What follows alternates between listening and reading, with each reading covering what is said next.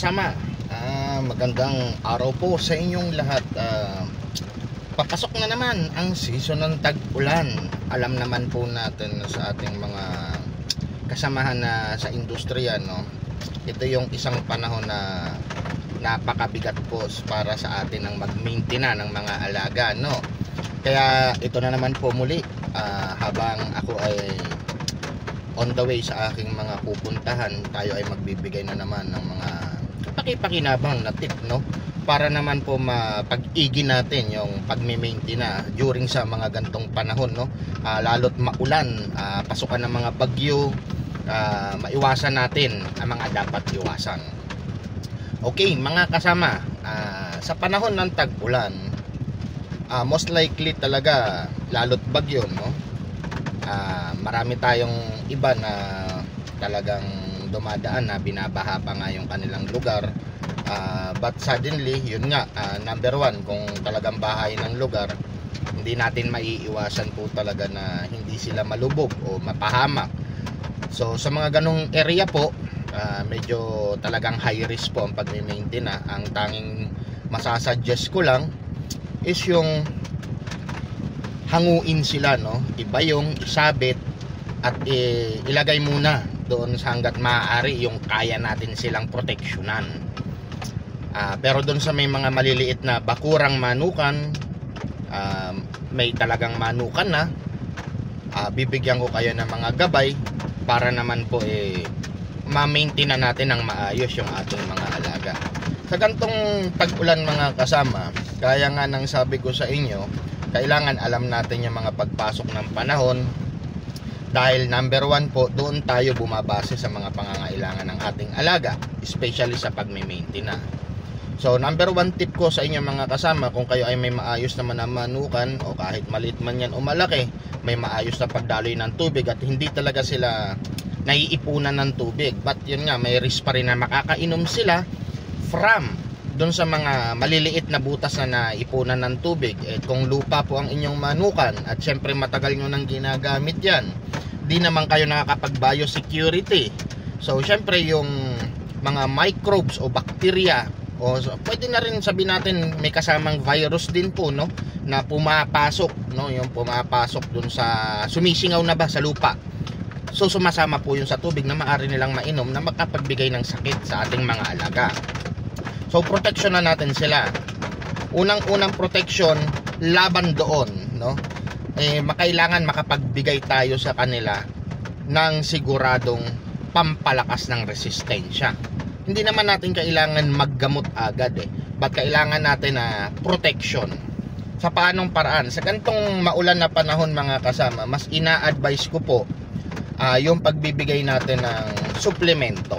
Unang-una, yung complete vitamins na ang ma-advise ko, at least once a week, may B-complex sila para pampaganda ng kanilang sistema. At the same time, yung pampalakas ng resistensya, bigyan ho natin sila ng vitamin C, no? Supplement na special na ginawa para sa mga alaga natin, o pang talagang sinasabi natin pang manok. So yung vitamin C ho kasi, no, kakainom nila ng kakainom, magkakaroon sila ng magandang immunity, magkakaroon sila ng magandang panglaban, o titigas sila laban sa mga sakit. Pangalawa, dahil sa malamig ang panahon, hyperthermia ang number one na kalaban natin sa kanila, na nagdudulot ng mga sipon, respiratory, no? Kadalasan respiratory ang problema. Isa sa makakatulong sa kanila, mga kasama, is yung pag-aangat ng mais sa kanilang feeds. So kung dati 10% ang binibigay nating mais sa kanila, sa gantong panahon po advisable at least 30% sa kanilang feeding program ay mais. Iiwasan naman natin sa kanila ang pagbibigay sa gantong panahon ng mga pellets. Dahil ang pellets, alam naman natin, ano yan, matakaw po yan umabsorb ng o magbigay ng tubig sa kanila, no? Kapag na-imbak nila yan, mabagal kasi ang panunaw nila ngayon. Kaya suddenly, yun nga po, mga kasama, ina-advise ko, hanggat maaari, sakto lang yung pagpapakain natin sa kanila kasi mabagal ang panunaw nila sa gantong mga panahon. So sa gantong panahon, napakataas din ang antas ng malaria, no? Sa malaria naman, para maiwasan po natin yan mga kasama, suggestion ko, gumawa na lang kayo ng artificial nyo na anti-mosquito repellent. Yan po yung pagbababad ng 3 pirasong buto o butil ng bawang at 3 pirasong tangkay ng tanglad, dikdikin nyo po sila, ibabad nyo po yan sa 100 ml na virgin coconut oil for 3 days. After 3 days na nakababad yan, yung formula po niyan, no? Pwede nyo na po yan tawag dito, pwede nyo na po yan ipahid. Ang pagpahid po sa paa, no? Yung sa gilid po, pinapahiran yan, yung kulay pula sa gilid. Most likely, doon nyo lang patamain po.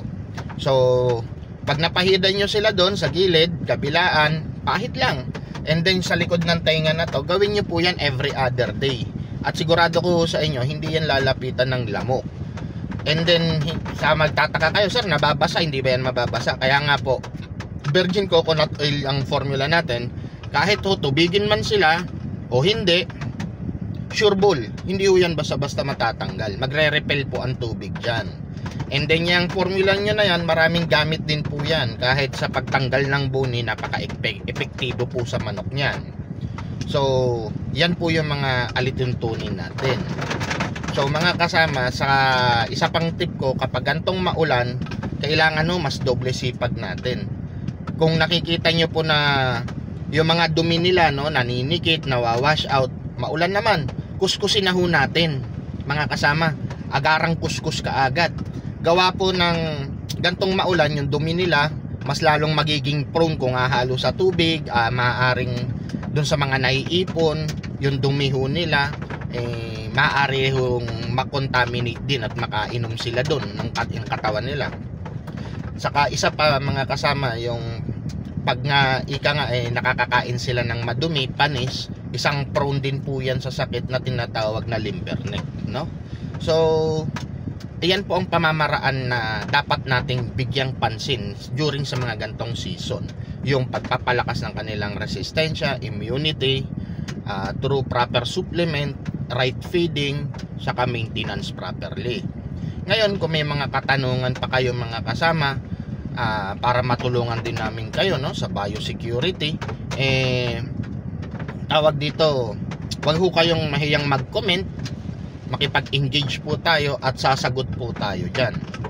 So, although medyo alam nyo naman sa panahon natin ngayon, malapit nang magkahigpitan na naman, hindi ko alam kung hanggang saan, but surely and truly nawa matapos po ang ating pinagdadaanang problema sa mundo, no? So, mga kasama, ganun pa man, laging ho nandito po si Mr. Natural na gagabay po sa inyo hanggat kaya ko. So, magbibigay tayo ng mga tips. So, yun nga mga kasama, pagdating naman kay Whitey, alam nyo naman, sobrang higpit, ang dami ng pinagbabawal. Madalas, yung mga video yung ina-upload natin, antimano, automatic pagka-upload natatanggal o naka-hold for edit. Tsaga-tsaga lang tayo. Pero hanggat kakayanin natin makabalik ho tayo sa sistema, nandito po ako para tumulong at umalalay sa inyo, no mga kasama. Napapansin nyo mga kasama, nandito lang ako sakyan, inaantay ko kasi ang aking butihing asawa na dumating. Actually, paakyat ho kami ngayon ng Laguna.